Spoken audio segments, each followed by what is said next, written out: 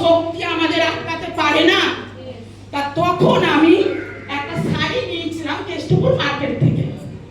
তা কেষ্টপুর মার্কেট থেকে শাড়ি নিয়ে এসে যখন আমি পরে প্রোগ্রামে গেছি, আমার সাথে প্রচুর লাইন গেছে, কিন্তু ওখানে যখন আমি শাড়িটা প্রথম পরেছিলাম তখন আমার একটু মনে হচ্ছিল আমার লাইন না কেউ শাড়ি পরিনি, আমি একা পরে যাবো, তোর ভালো লাগছে না, তোর ভালো লাগছে না, সবাই পড়ছে না, এটা একটু ভাবছিলাম।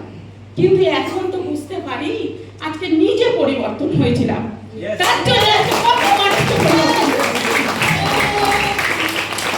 আর নিজে যদি পরিবর্তন না হতাম আজকে আমার টিমে এত মানুষকে আমি পরিবর্তন করতে পারতাম না।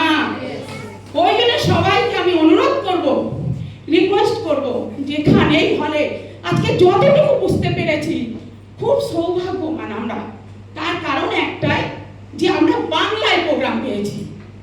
আজকে আমরা 250 টাকা, 300 টাকা, 500 টাকা টিকিট কেটে দিল্লি, মুম্বাই, রাজস্থান, তারপরে তোমার আমাদের সাইড সিটি প্রোগ্রামে গেছি, কিন্তু আমরা হিন্দি পেয়েছি, বাংলা পাইনি।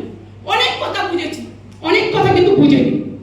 কিন্তু এখানে সৌভাগ্যবান আমরা যে আমার দুটো আপলাইন এখানে উপস্থিত আছে, বাংলায় প্রোগ্রাম করার সুযোগ আমরা পেয়েছি।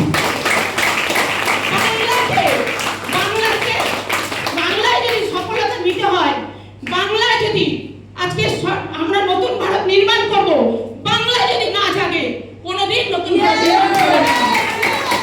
আমার কথা,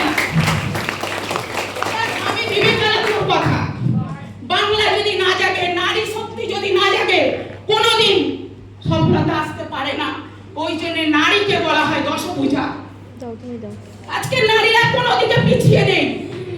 আজকে আমাদের ঘরের কিছু পুরুষ মানুষ, কিছু মানুষ বোঝে না, তারা বলে মহিলা মানে 4 দেয়ালে বন্দি থাকবে, মহিলা মানে তোমার রান্না করবে, স্বামী সেবা যত্ন করবে, বাচ্চা মানুষ করবে, জলটাই দিতে বলছি আমি, বন্দি থাকবে।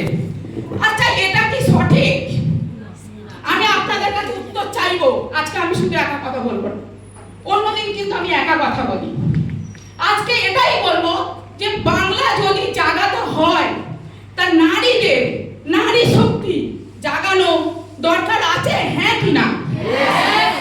আচ্ছা, যদি বাংলা জাগাতে হয় বাড়িতে ম্যানেজ করতে হবে। অনেক হাজবেন্ড বলবে তোমার করা হবে না, ওই ওদের মতো মানুষের সম্ভব। ওই সীতারাম স্যার, কার্তিক স্যার পুরুষ মানুষ ছিল, সীতারাম স্যার সরকারি চাকরি করতেন, সরকারি। তার জন্য সীতারাম স্যার না এখান থেকে রয়্যালটি টেকনিক্যাল অ্যাচিভ করতে পেরেছে। সীতারাম স্যার খুব শিক্ষিত। সীতারাম স্যার কিন্তু ওনার হিন্দি, ইংলিশ কি বললো, 5 ভাষায় কথা বলতে পারি, এটা বলছে, তাই তো?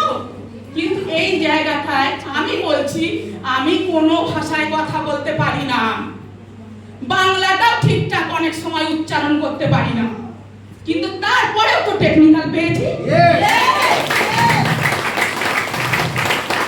বাংলা ভাষা সঠিক করতে পারি না, সত্য কথা বলতে হয় তাই বলছি। এখানে মিথ্যে কথার কোনো জায়গা নেই।